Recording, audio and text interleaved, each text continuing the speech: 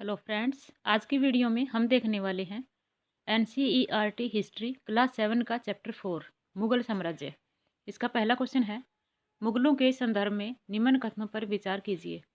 Option 1, Mughal दो महान शासकों के वंशज थे, जो कि सही क्वेश्चन है। सही ऑप्शन है। मुगल माता की ओर से मंगोल शासक चंगेज खान के वंशज थे तथा पिता की ओर से ईरान, इराक एवं वर्तमान तुर्की के शासक तैमूर के वंशज थे। यह कथन भी सही है। दोनों कथन जो है सही है। अच्छा, इसमें असत्य पूछा है, कौन से कथन असत्य है?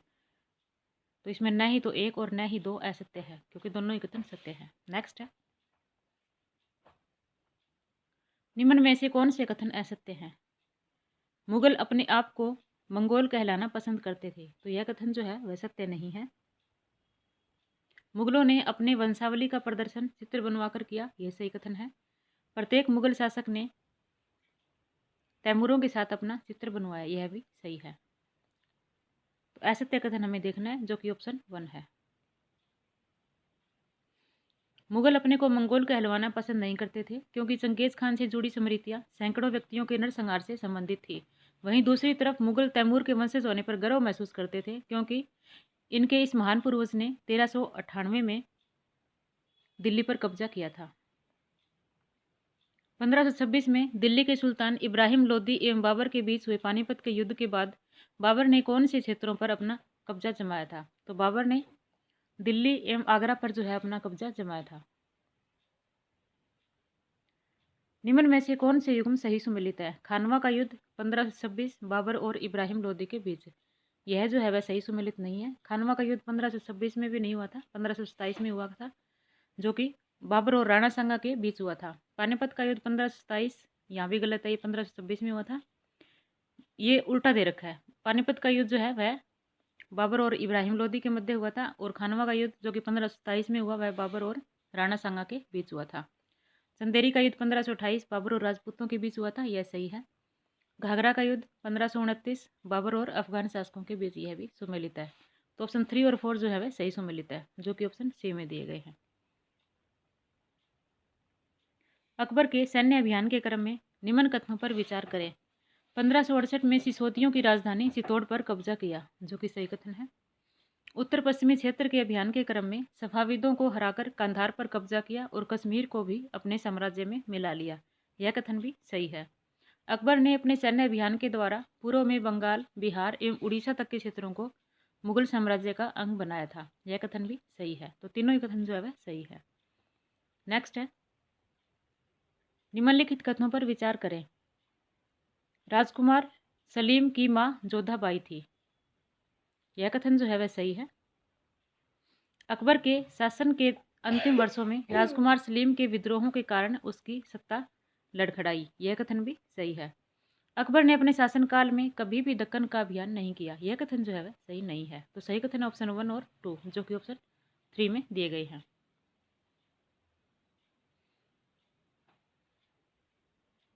अकबर ने सर्वप्रथम कछवाहा राजपूतों से वैवाहिक संबंध स्थापित किए।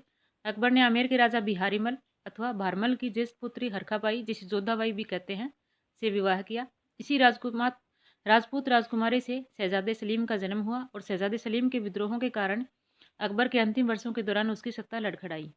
अकबर के काल में दक्कन में अभियानों की शुरुआत हुई और उसने बरार, खानदेश और अहमदनगर के कुछ हिस्सों को अपने राज्य में मिला लिया। नेक्स्ट है, खुर्रम किसका बेटा था? खुर्रम जो है वह जहांगीर का बेटा था।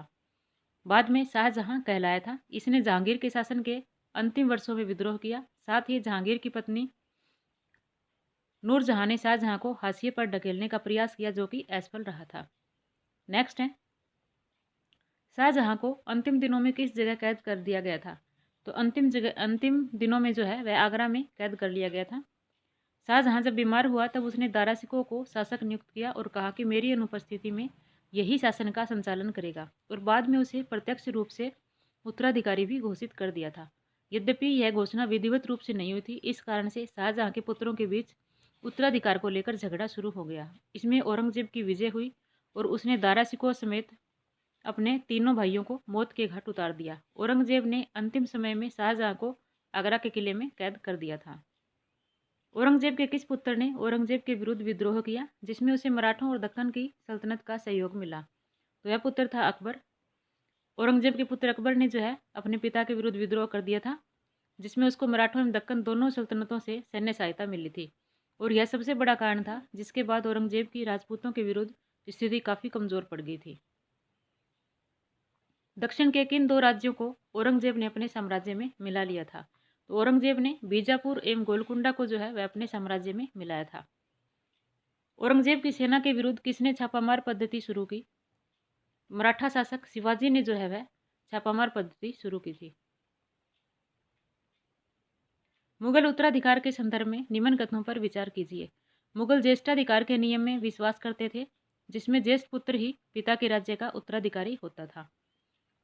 यह कथन जो है वह सही नहीं है, ऐसा कोई नियम नहीं था।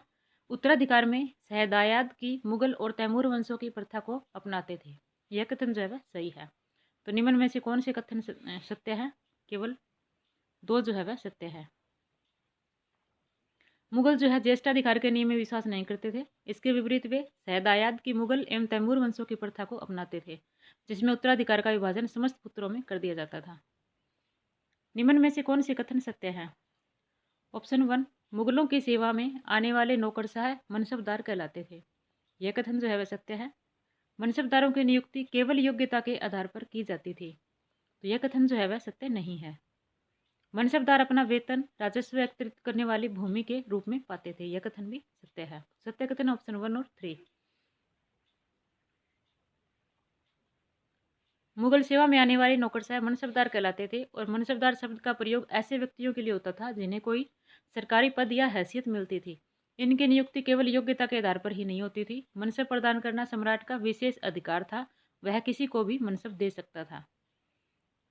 मुगलकालीन दरबारी मनसबदारी व्यवस्था के संदर्भ में निम्न कथनों पर विचार कीजिए। ऑप्शन 1, मनसबदारी मुगलों के द्वारा चलाई गई श्रेणी व्यवस्था थी, जिसके जरिए पद, वेतन एवं सैन्य उत्तरदायित्व निर्धारित किए जाते थे, जो कि सही कथन है। स्वार पद की संख्या जितनी अधिक होती थी, प्रतिष्ठा एवं वेतन भी उतना ही अधिक होता था।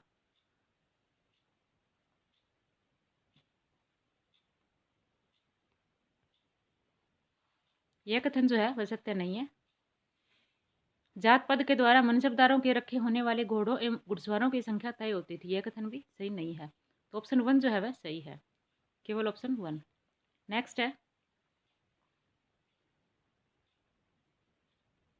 मनसबदारी व्यवस्था के संदर्भ में नीचे दिए गए कथनों पर विचार कीजिए।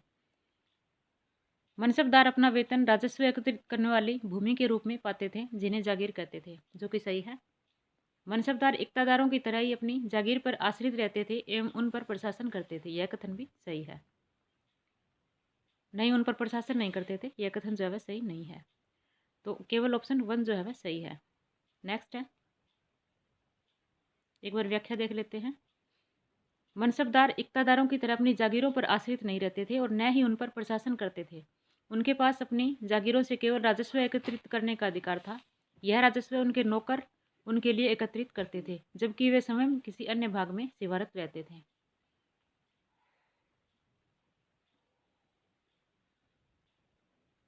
निम्न कथनों पर विचार कीजिए। कथन ए, अकबर ने अपने शासनकाल में जागीरों का बड़ी सावधानीपूर्वक आकलन किया। ये सही कथन है, ताकि इन जागीरों का राजस्व मनसबदारों के वेतन के तकरीबन बराबर रही। यह कथन भी सत्य है। दोनों ही कथन सत्य है और आर ए का सही स्पष्टीकरण है। नेक्स्ट है,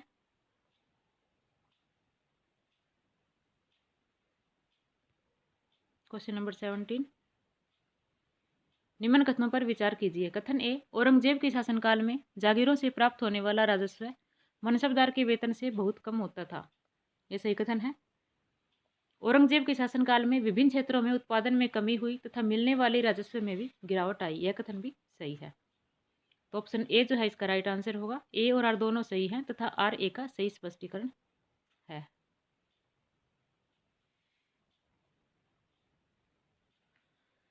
इसका मैंने गलत बता दिया आंसर, इसको दोबारा देख लेते हैं एक बार।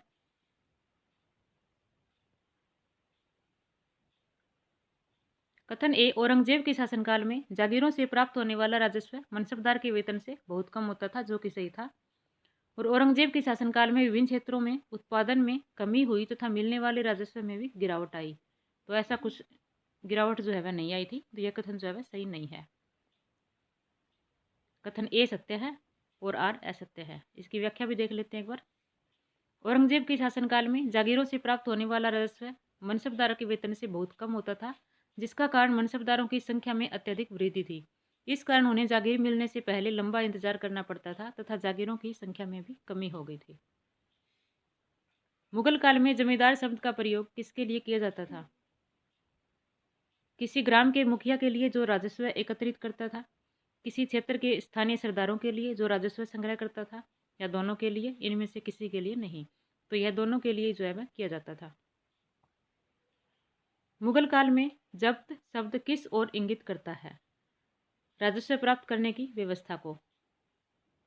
अकबर के राजस्व मंत्री टोडरमल ने 10 साल की कालावधि के लिए कृषि की पैदावार, कीमतों और कृषि भूमि का सावधानीपूर्वक सर्वेक्षण किया। इन आंकड़ों के आधार पर प्रत्येक फसल पर नकद के रूप में कर निश्चित कर दिया। प्रत्येक प्रांत को राजस्व मंडलों में बांटा गया और हर फसल की राजस्व दर की अलग सूची बनाई गई। राजस्व प्राप्त करने की इसी व्यवस्था को जब्त कहा जाता था और यह जब्त व्यवस्था गुजरात एवं बंगाल जैसे प्रांतों में संभव नहीं हो पाई थी।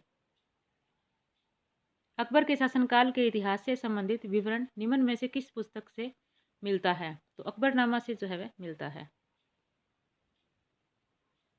अबुल फजल ने अकबर के शासनकाल का इतिहास 3 जिल्दों में लिखा और इसका शीर्षक अकबरनामा रखा। पहली जिल्द में अकबर के पूर्वजों का बयान है। दूसरी जिल्द अकबर के शासनकाल की घटनाओं का विवरण देती है। तीसरी जिल्द आईने अकबरी है। इससे अकबर के प्रशासन, घराने, सेना, राजस्व और साम्राज्य के भूगोल के बारे में जानकारी मिलती है।